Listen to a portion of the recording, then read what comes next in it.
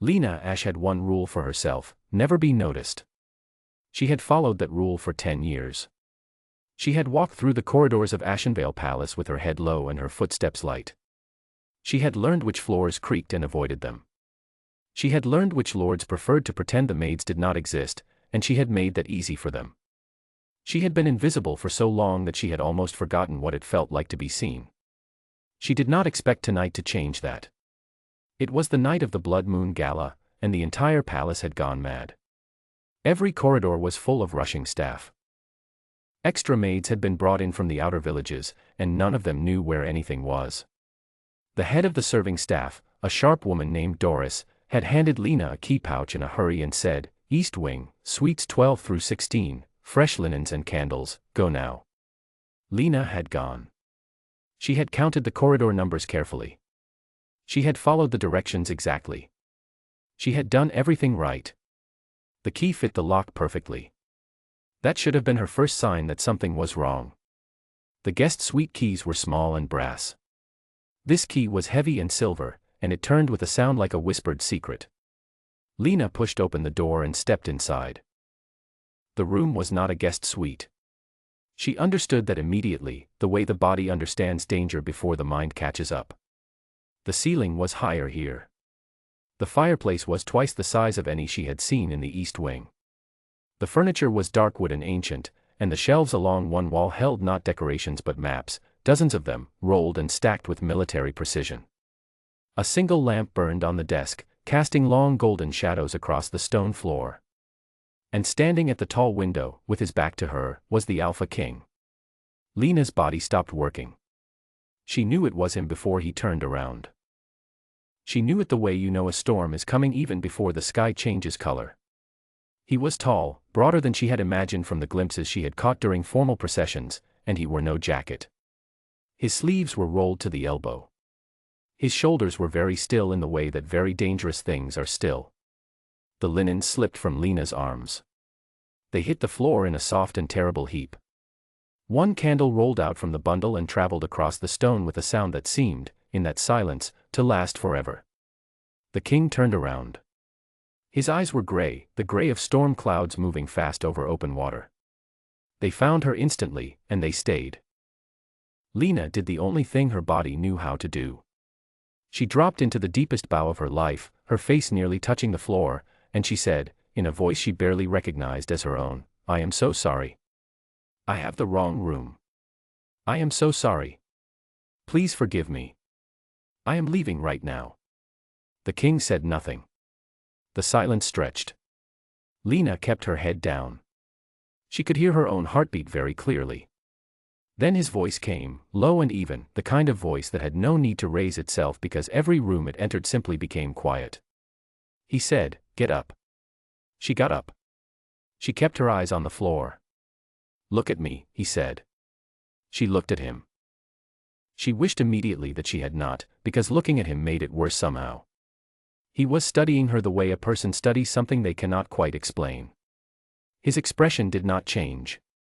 But something in his eyes did, something shifted, very fast, like a door blown open by wind and then shut again. He said, "What is your name?" "Lena," she whispered. "Lena Ash. I am a maid. I was given the wrong key. I did not mean to." "Go," he said. She gathered the fallen linens with shaking hands, picked up the rolling candle, and left. She closed the door behind her as gently as she possibly could. Then she stood in the corridor and breathed. She did not sleep that night. She lay on her cot in the servant quarters and stared at the ceiling and thought about the way his eyes had shifted. She thought about the sound of his voice saying her name, which he had not said, but she imagined he might have, and that thought made her put her pillow over her face. Mira, her oldest friend and the only person in the palace who had ever made Lena laugh until she cried, rolled over from the next cot and whispered, "Are you dying?" "Possibly," Lena said into the pillow. "Go to sleep. You are being dramatic." Lena was not being dramatic. But she closed her eyes, and eventually, somewhere near dawn, she slept. Morning came without guards, which Lena took as a good sign. She rose before the sun and went to work. She told herself the night before had been a strange dream. She told herself the Alpha King had already forgotten her, that she was exactly as invisible as she had always been. She told herself everything was fine. She was carrying a breakfast tray to the east corridor when General Rykos stepped into her path. Rykos was a big man with a soldier's posture and the kind of face that had stopped trying to look friendly a long time ago. Every maid in the palace knew to stay out of his way. He looked at Lena now without expression and said, "Lena Ash." Her tray wobbled. She steadied it. "Yes, sir. Come with me." The king's private study was nothing like the room she had stumbled into the night before. It was smaller, busier, every surface covered in correspondence and maps and things that clearly mattered to the running of a kingdom. He sat behind the desk in full formal dress, and he looked exactly as he had looked the night before, composed, distant, impossible to read. He looked up when she entered. His eyes did the same thing they had done the night before, that quick, invisible shift that she was almost certain she was imagining. "You are being reassigned," he said. "Effective today, you will serve as my personal chamber attendant. You will begin this afternoon. Rykos will show you your new duties." Lena opened her mouth. She closed it. She opened it again. "Your Majesty," she said carefully, "I think there may be a mistake. I am a general maid. I clean guest suites. I do not have training for." "You will learn," he said. He looked back down at the document in front of him. "That is all." Lena stood there for one more second. Then she turned and walked out. In the corridor, she pressed her back against the wall and stared at the ceiling. Mira was going to tell her she was being dramatic again. Lena was starting to think Mira was wrong about that. She was not wrong. The days that followed were the strangest of Lena's life, and her life had already contained a great deal of strangeness. She learned his schedule. She learned where everything in his chambers belonged and she put it back exactly there after cleaning. She brought his tea at the same time each morning, replaced it when it went cold, kept the fire at a temperature she figured out by watching him. He always moved closer to it after sunset, so she kept it higher in the evenings. He did not speak to her much. But he noticed things. She could feel him noticing, even when his eyes were on his work. There was a hound who lived by the king's fireplace, an old, gray-muzzled animal named for no one in particular who had simply wandered into the royal chambers one winter and never left. The king kept him. Lena loved him immediately. She began tucking scraps from the kitchen tray into her apron pocket and feeding them to the old dog when she thought the king was occupied. She thought wrong, apparently. She did not realize he could see her from where he sat at the desk. She only found out later, when he set down his pen one afternoon and said, without looking up, "He prefers the bread to the meat, but he will not admit it." Lena startled. Then she looked down at the dog, who was indeed nibbling bread from her fingers with great concentration. She said, "He seems very dignified about his preferences." "He is the most dignified creature in this palace," the king said. And he picked up his pen again, and that was that. But Lena caught the exact edge of a smile, just the corner, just a flash, before it disappeared behind his composure. She carried that small thing with her for the rest of the day like a coin she kept checking to make sure it was still in her pocket. The real change came on a night when he worked too late and fell asleep at his desk. Lena came in with the morning tea and found him there, his head resting on one arm, his papers scattered, the lamp burned low. He looked younger asleep. Less like a king and more like a person who had simply run out of road. She set the tray down very quietly. She stood still for a moment. Then she crossed to the wall hook where his formal cloak hung, lifted it carefully, and draped it over his shoulders. She was almost to the door when his voice came, quiet and unhurried, "Thank you." She stopped. She did not turn around. She said, "Of course, Your Majesty," and she left. In the corridor she pressed her hand flat against her chest and stood very still until her heartbeat decided to behave itself. Not everyone in the palace was pleased with her new position. Lady Seraphine Vale arrived 3 weeks after Lena's reassignment. She was the daughter of the most powerful Alpha Lord in the kingdom, and she moved through Ashenvale Palace as though she had already been measured for the throne. She was beautiful in a sharp, deliberate way, and she had a talent for saying things that cut without ever raising her voice. She found Lena alone in the corridor outside the king's study one afternoon. "You are the maid," she said. It was not a question.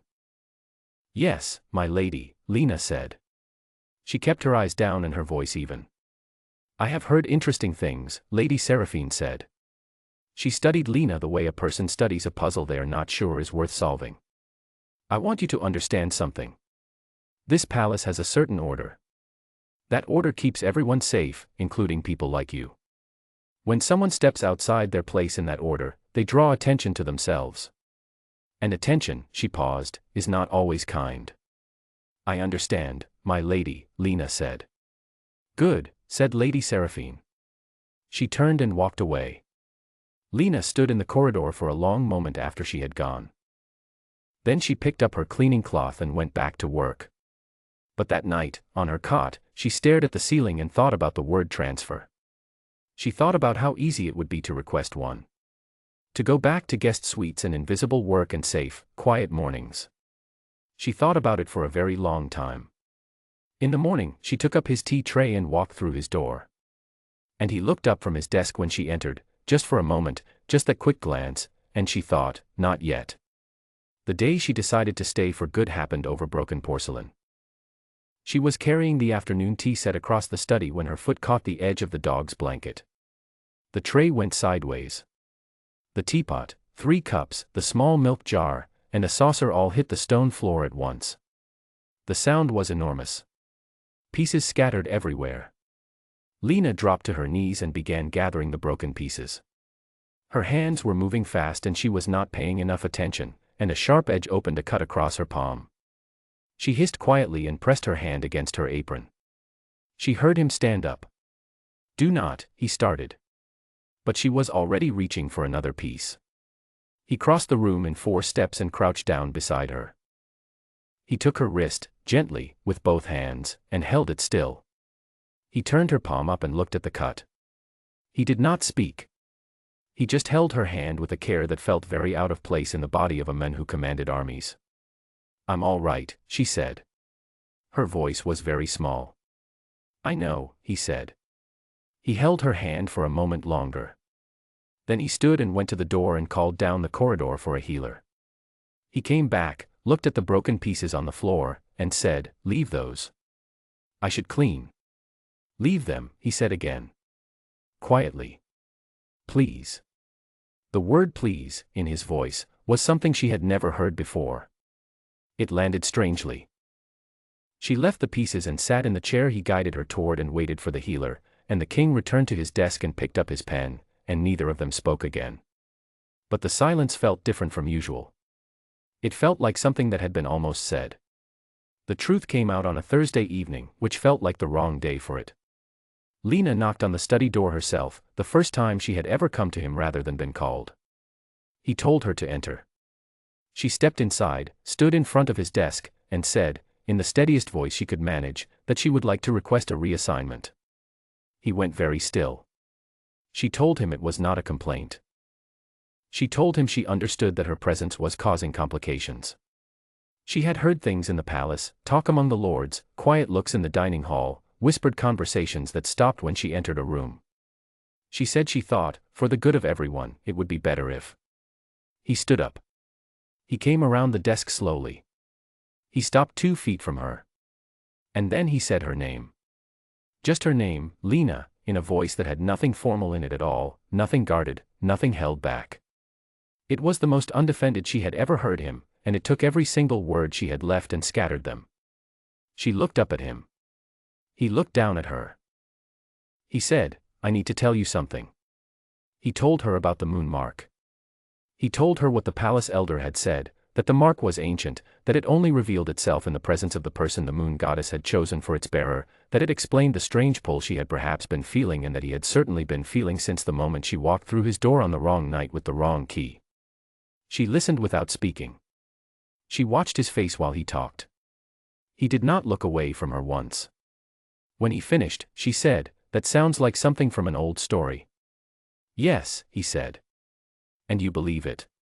My wolf woke up, he said simply. It has been silent for 9 years. The moment you stepped into my room, it woke up. I believe what I felt. Lena stood very still. She thought about the warmth she felt in his presence that she had been calling fear. She thought about the way the air felt different when he was near. She thought about the cloak, and the teacup, and her name in his voice just now. She said, "What does it mean?" "For me." He said, "It means you are not going anywhere. If you will stay."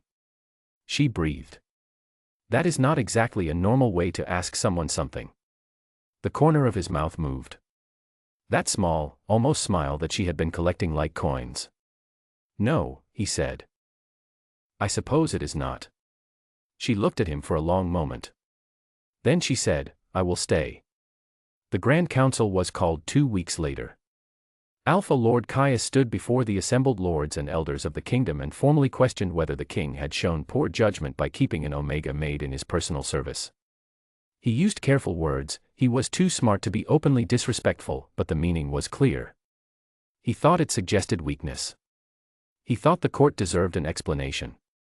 Kaelin listened to all of it without moving. Then he spoke. He did not perform coldness the way he usually did. He did not threaten. He simply said that he had served Ashenvale with everything he had, for 9 years, without hesitation. He had fought for this kingdom. He had bled for it. He had put it before himself in every decision he had ever made. "But I will not," he said, "renounce my fated mate." The chamber erupted. In the servant quarters, far from the noise, Lena was sitting with Mira when something happened. A warmth spread across her inner wrist, gentle and sudden, like sunlight through a window. She pushed back her sleeve and stared. The Omega brand was gone. In its place was a silver mark in the shape of a crescent moon.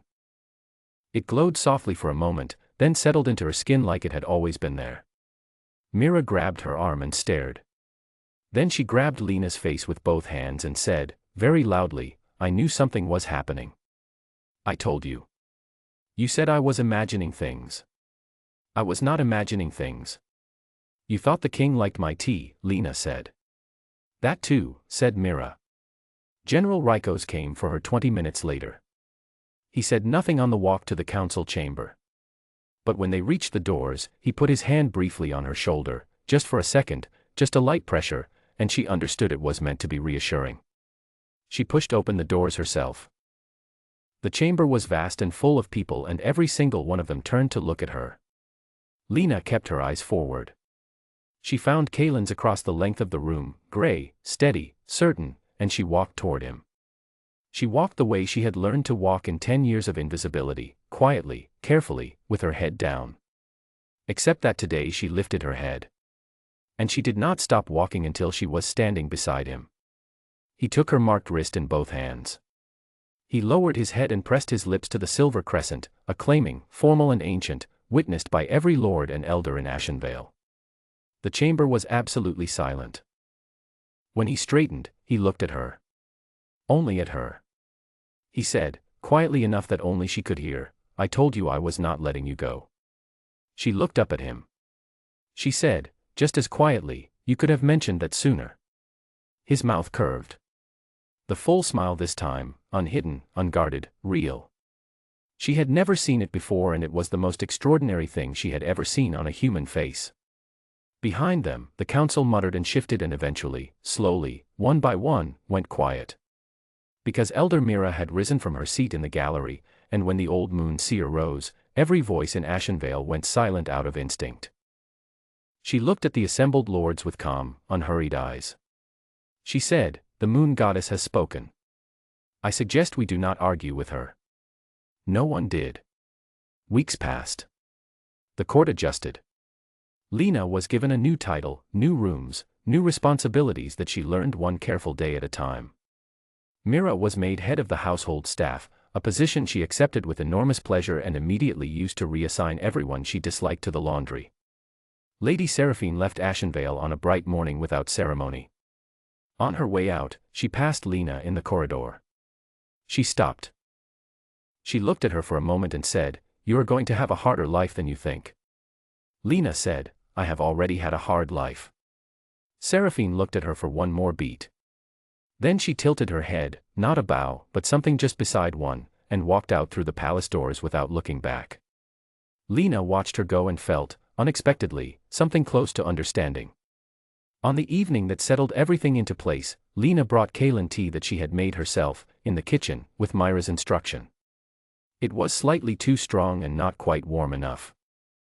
She carried it to his private solar chamber, the wrong room, the room where everything had started, and set it on the table beside his chair.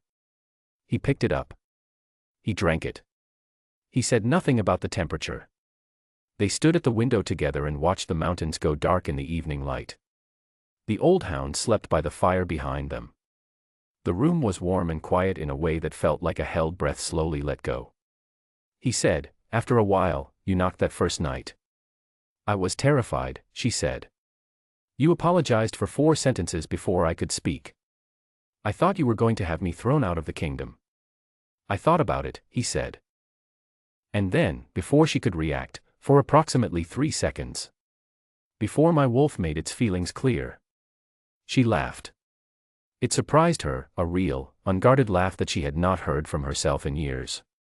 She heard him make a sound beside her, low and quiet, that she thought might have been a laugh too, hidden quickly behind composure. "I kept coming back," she said, after the quiet settled again. "Every morning with the tea. Even when I thought about leaving. I kept coming back." "I know," he said. "I was telling myself it was just the job." "I know," he said again, and there was something warm and entirely undignified in his voice that made her look up at him. He was already looking at her. She had gotten used to his face over the weeks, the scar, the gray eyes, the way composure lived in him like a second skin. But he was not wearing composure right now. He was just himself, a person standing next to a window at the end of a long day, looking at the one person in the world who made the long days bearable. He reached out and took her hand. Not the injured one that had long since healed. Just her hand, her right hand, warm and unhurried. He did not say anything. He did not need to. Lena looked back at the mountains and thought about the girl who had walked through the wrong door on the wrong night with the wrong key, who had spent 10 years being invisible, who had learned to make herself so small that rooms forgot she was in them. She thought about that girl and she thought, look where you are now. The fire crackled. The hound sighed in his sleep. Outside, the first star appeared above the mountains of Ashenvale. Kaylin held her hand. He did not let go.